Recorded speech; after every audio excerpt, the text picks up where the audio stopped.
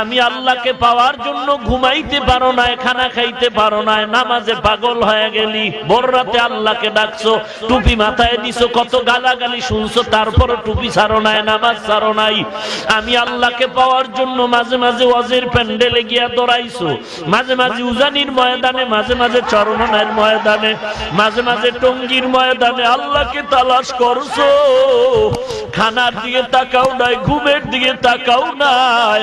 আজকে আমি আল্লাহকে পাওয়ার জন্য তুই এত মুজাহাদা মুরাকাবা করলি, কত রাতের বেলা কান্না করেছো।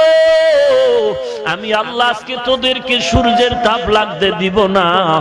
আয় আয় নেক আমলওয়ালার আয় আয়, আমার ডান পাশে নূরের তৈরি আরশে আজিম, ওই আরশে আজিমের মধ্যে গিয়ে আশ্রয় নেবে আসে, আরশে আজিমের মধ্যে গিয়ে আশ্রয় নাও।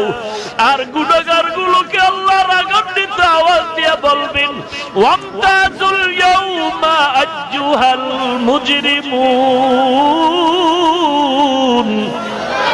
ও গুনাহগারের দল, তোরা আলাদা হয়ে যা, নেককারদের থেকে আলাদা হয়ে যা।